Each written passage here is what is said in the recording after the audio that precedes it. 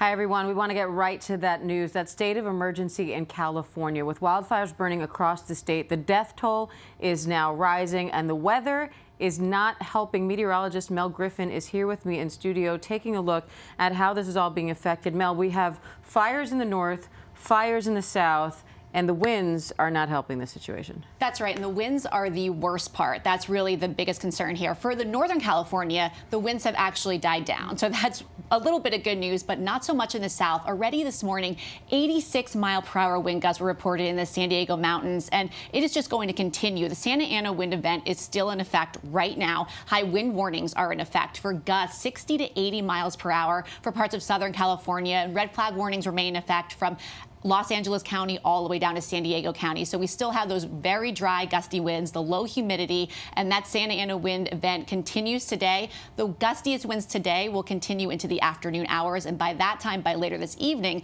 those winds will eventually start to die down. So a little bit of good news, but it does stay very dry. Humidity 3 to only 8%, so humidity in the single digits. High wind warnings remain. It is just not a good situation to be fighting these fires right now. Huge challenge for firefighters. And we often hear the term the Santa Ana winds during times like this. Explain what that means. Yeah, so anytime you talk about fires, especially in Southern California, talk about Santa Ana wind events, this is the worst situation to be battling these fires. And this is what actually creates the rapid fire growth in the first place. So when you have a high pressure situated over the Great Basin, so over the central to southern Rocky Mountains, it basically brings all of that airflow clockwise, right directly straight into Southern California. And as those strong winds move through the mountains, they rush through those mountains, they compress, they warm, they become even drier, and they move through at 60 to 80 miles per hour until they eventually hit the canyons. And that's when you have really dry, gusty winds basically funneling straight there. The winds, one, helping to spread these fire, two, spreading them erratically because the winds sort of come and go in these gusts and directions that you can't predict, and they're making the atmosphere drier, which obviously does not help. Exactly. All three of those things basically creates the disaster that these fire events have unfolded in Southern California. Mel, I want you to hang out for a second, but I want to go over to Olivia Smith. Olivia is actually in Southern California, and like I said, the fires are spread across the state. But Olivia, I understand you're in Calabasas, where we're seeing the effects of these winds. Some homes are completely untouched, others completely devastated. That's right. Out here you could see just across the street behind me over there, homes completely destroyed, and homes right across the street over here completely okay. Residents here had to evacuate last week, and evacuations were lifted this morning. I'm going to take you to speak with the resident right now. The reception's a little spotty out here. Olivia, what are you seeing out there? How are some of these scenes playing out? So I'm told that the reception is very spotty, but what we're seeing homes completely destroyed, completely burnt to the ground. And I have two residents here with me, Tyler and Melanie Turquand. And Tyler, you have been living here for a long time. What did you see when the fires hit Calabasas? Actually, it started on Thursday. We were actually huddled up on the cul-de-sac here watching the ridge behind us. And we were kind of monitoring where the fire was coming, and it was actually working its way down the hill, and we thought once it works its way down the hill that we would escape. It never did that, so we stayed up all night Thursday night into Friday morning and watched the fire move across behind us here. And once it jumped the canyon and reached the canyon on the other side, we became a little concerned. My neighbor and I, Alan, ended up being on our roof the entire time, watering the roof down. And we felt that we were out of harm's way. We felt we were out of harm's way. So the fire line kind of was cruising down here on the top ridge, and it was blowing hard towards the ocean. And in a matter of minutes, it went from top of ridge, came down the ridge, and then up and over the homes here, and caught our tree on fire, melted our mailbox, caught our hill on fire, our front lawn on fire, and we went into a bit of a survivor mode. And I had my wife screaming at her that we had about 30 seconds to get out. It felt like that. Yeah, I jumped off the roof, we got in the car and drove through flames and got down to the bottom of the hill, put out some fires of homes on the bottom of that hill for a few minutes, and then kind of processed what we assumed that we had just lost our house. After time had gone by, we came back around the community, and my wife jumped out of the car because she saw someone walking up the street and asked if our home was okay. It was standing, so we decided to run back down here and fight for our home, and I wouldn't recommend doing that.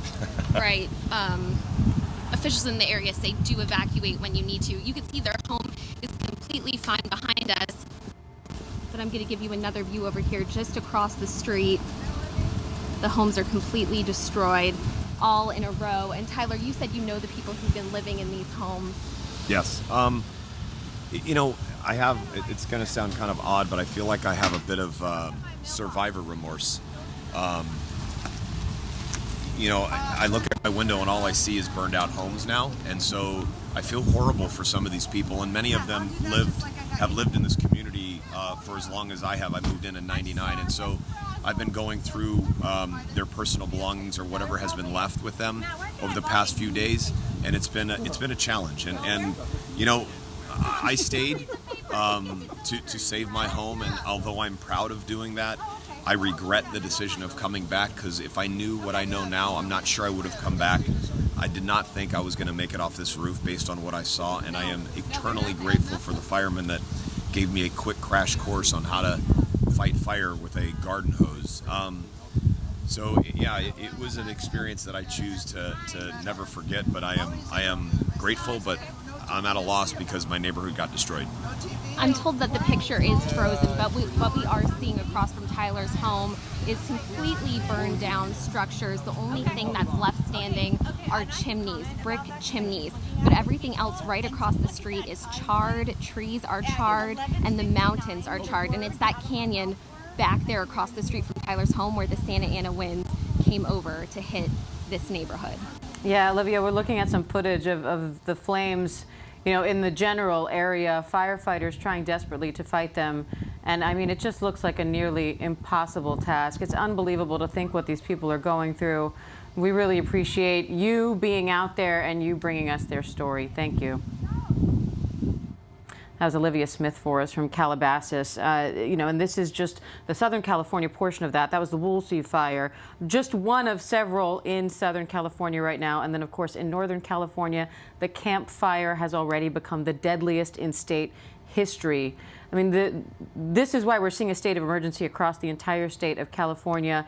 And again, Mel, you talked about this, but that's one of the things we're seeing with these fires in both areas, actually, is that you'll see one home untouched and then you'll see an entire block devastated. I mean, in their case, they stayed to fight for their home, but in many cases, it's just because the wind comes and then goes. So what can people expect looking ahead? Can these firefighters expect some help from the weather? Yeah, and you mentioned, you know, how you can see one home that is completely untouched and the other one just destroyed, and a lot of that has to do with how erratic these winds are. They can be moving one direction, the wind going so fast in that direction, and then completely shift direction in a moment's notice. And that's why they're so hard to fight these fires, because of these erratic winds and because of how fast they are going. But there is some good news on the way, according to the winds, is that it's going to be dying down each day. So today we have extreme fire weather threats because of those high wind warnings. Tomorrow it goes down a level. It goes down to critical fire weather threats in Southern California. So we are seeing those winds starting to decrease, and that's because that high pressure system is going to start weakening and pulling away from Southern California. So by tomorrow, we're looking at a little bit better situation. We're still going to be seeing the dry,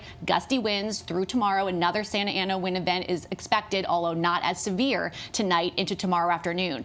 But after Wednesday, then we're looking at each day getting a little bit better. So even though the winds are going to be decreasing, they still could get some gusts over the next couple of days. The erratic and strong winds will be dying down. The conditions will be improving, but it's still going to be very dry. It's still going to be very humid, and we're not expecting rain for Southern California for at least the next week. All right, so a mixed bag from the weather. All right, meteorologist Mel Griffin. Mel, thank you. That's the latest from us here at ABC News Live. Remember, you can get your headlines all day long at abcnews.com or check out your ABC News app. For ABC News Live, I'm Diane Macedo. Thanks for watching, everyone. Stay safe.